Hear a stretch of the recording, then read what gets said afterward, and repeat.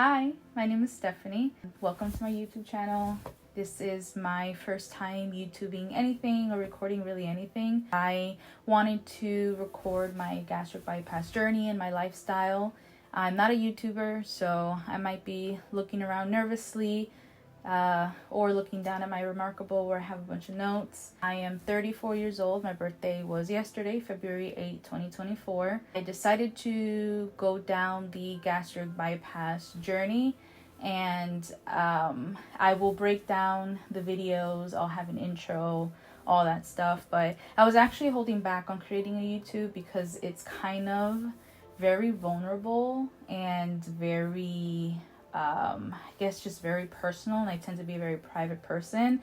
But I've noticed that people really do hold themselves accountable when having a YouTube where other people are also watching and joining them on the journey. I thought I would give it a shot and see how it goes.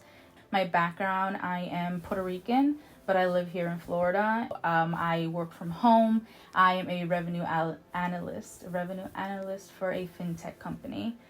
I'll create a channel trailer eventually where I will detail exactly what I want to do on this channel. So I will just go through what I've tried in my diet life and how even my culture has influenced my diet throughout my life. I first tried seriously trying to lose weight in my mid-20s, like 24, 25. I had gone with a holistic personal trainer at a gym. She put me on ally pills, and then we just did yoga and cardio every day. I loved that, and I did lose some weight, but she just put me on a very strict diet. So it did work, but it mostly maintained weight rather than losing weight. And I guess just got frustrated because, you want faster results from all the work that you're putting in. So that was just probably me giving up mostly. After that, my doctor suggested that he put me on Adipex because my biggest issue is not getting enough energy. I just felt like I was always lethargic, always tired, always sleepy, and always really fatigued. They did blood tests and blood work on me because on my mom and my dad's side, I do have hypothyroidism disease. And they didn't find anything. So I just thought maybe it's just, I don't know, not getting enough sleep or something. So I did go on Adipex. It is I think it's like a fermentine, or I don't want to give wrong information, but it was supposed to suppress your appetite and give you a lot of energy, and that definitely worked. I was able to then start hitting a lot more cardio, like 4 hours a day walking on a treadmill, and it was an appetite suppressant. So my crazy diet was like an orange and a banana in the morning, an orange and a banana in the afternoon, and then for dinner it would be like 2 cups of a salad with oil and vinegar mix. And it did work. In 6 months I lost like 80 pounds, but then the doctor that had put me on that diet plan passed away, and my new doctor came in and told me that Adipex was very unhealthy, very unsafe for your heart health, and just decided to take me off Adipex and put me on something called Lomira. I didn't feel the same energy push, so exercise decreased to about an hour a day, and then again I was stuck in a maintaining lifestyle. And obviously, of course, that diet of banana and orange and just 2 cups of salad isn't sustainable for everyday life. And of course I got bored of it, and you just go back into old habits. Like, I'm Puerto Rican, so it's very easy to eat like rice and beans and pork, and instead of living in moderation, it's just so easy to go back for seconds because the food was delicious. But very just a unhealthy lifestyle of just eating in general. But the exercise was there. And the motivation for exercise was there. Next, after that, I just tried the fasting route, which is what I did for a few years. It would go from eating, not eating at all for 8 hours and just drinking water. And my dinners were just large salads, which would be where I would have all of my calories for the day. And then I would do daily hour walks. Again, I would be able to lose a lot of weight. and maintain it, but it just wasn't sustainable. I've noticed that my body started just getting a lot more migraines because I was always hungry and I was just unhappy. I was snappy, my mood would change. Obviously, you're hungry. And then I started experiencing GERD, which was just this very aggressive heartburn and acid reflux that would just sit on your chest every time I had dinner. So I tried to mix it up, just have maybe coffee in the morning. But then I started getting into an unhealthy calorie count type of mindset.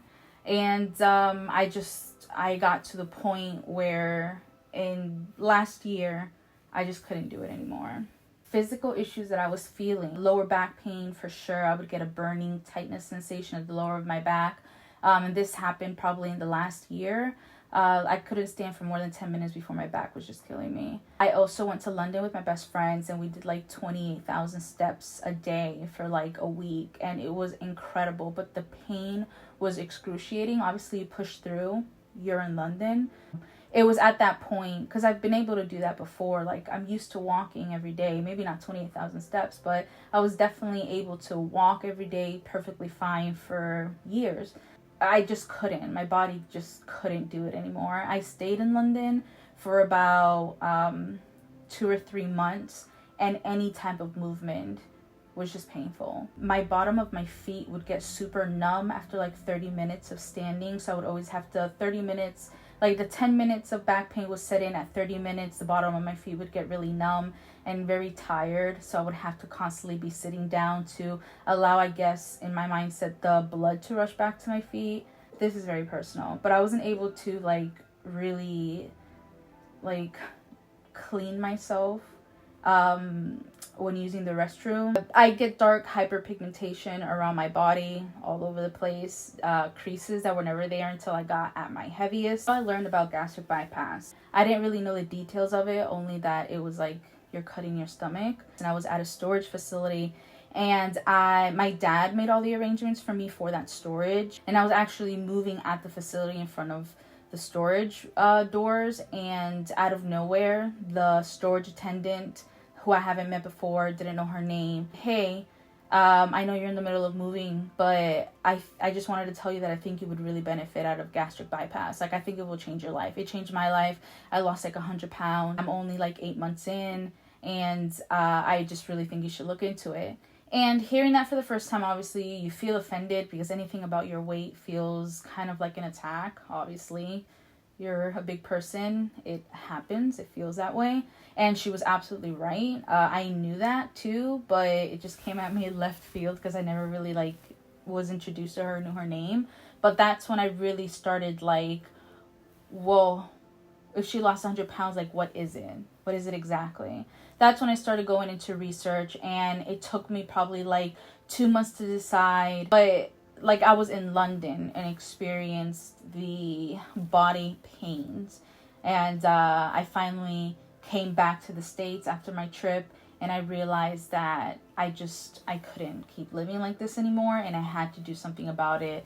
That was very, very, very serious. I'd worked in a hospital in the past, just like in their administration section, and I love the way this hospital, like, I don't know if it's franchise or brand, or community of the hospital, just treated their employees and how they spoke to each other. And it was just an incredible environment that I knew that every time I visit a hospital, who have taken care of my mom who has medical issues, treated her with like incredible care and love and patience. So I looked into this group specifically of hospitals and saw that they did have a bariatric surgery section, and I just dove right in. I created an appointment like around the month of November 2023 and just decided this is what I was going to do. So I looked into if I wanted a sleeve or I wanted the bypass, and I always heard that people go from the sleeve, eventually go into the bypass sometimes, and I just thought I'm just going to go for the bypass, go straight in, go for the main deal, and that's it. So the steps prior to surgery, my doctor told me it was going to take me 3 months before I complete anything and even think about surgery. So I did start in November 2023. Things I had to get done was blood work. That's when this time around I did 3 rounds of blood work, and I found out that I did have thyroid disease. I did officially have GERD, and I even had early stages of development of fatty liver disease. I had an EKG that was cleared. I did have a resting metabolism test, and I don't know how to read the test at all, but I know that the chart said that my metabolism was slow, running at negative 20%. I did have the psychological evaluation, and I did see a lot of videos on YouTube about people's experiences with that, and that was probably like my biggest concern, allowing obviously the fate of this into the hands of someone that doesn't even know me, who's going to judge me based on a 10, 15, 30-minute meeting. I was stressed about it, but it was incredible. It was so amazing. The psychologist also was a gastric bypass patient, and it changed her life, and we talked about it, and she didn't see any concerns as to why I can't have the gastric bypass. Like, the commitment she saw was there. I do have a peaceful and living environment with my parents, who also support my decision. My partner supports my decision, so she saw like no qualms or no issues as to clearing me for gastric bypass, which was great, and I'm so grateful for her. She's incredible. Another thing that I needed to get done was the primary medical letter of necessity, which was an easy conversation with my primary because my BMI was at 50, I think it's at 50 or 52% when I first started my journey, which is obviously morbidly obese. Then I needed a chest x-ray, and that was cleared. Then I had to take a pre-op class, which is great and very informative. They just go over the pre-op diet, post-op diet, and what you might experience during surgery. I had 3 meetups with my dietitian just to record weight loss and make sure that I'm staying on track with a very strict diet that she put me on, which was amazing. It helped me also lose weight and look at macros and counting nutrients very differently. So I definitely learned from that, and that was awesome. That was even a step that I had to take. Next, I was given my surgery date, which was January 30th, 2024, which is, I think, exactly like 9 to 10 days ago. So I am in the post-op surgery phase, and I'll also have a video about this stage right now and what I'm experiencing, as well as what I experienced in the hospital. Just to get to the numbers, I do use Berrytastic app to count all my, obviously, macros, calories, and then as well as my weight and my multivitamins and even my bowel movements. So I might share some stuff on the screen throughout the video. November 6th is when I first started my journey, and the first day that I walked into the doctor's office, I was at 289 pounds. January 19th, I'm kind of trying to figure out, because I weigh myself every Sunday, but my meetings are actually throughout the week. The doctor doesn't see me on Sundays, so I record on the app on those dates. So I'm trying to get an idea of when exactly I walked into the office and what weight I was. For my pre-op diet that began January 19th, 2023, I was at 271 pounds.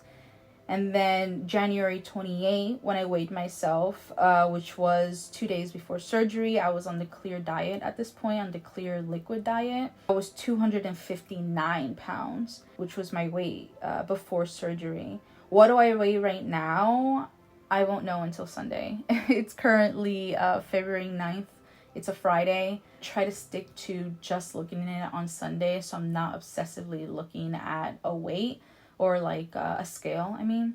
So I guess I'll just inform you guys on the next video.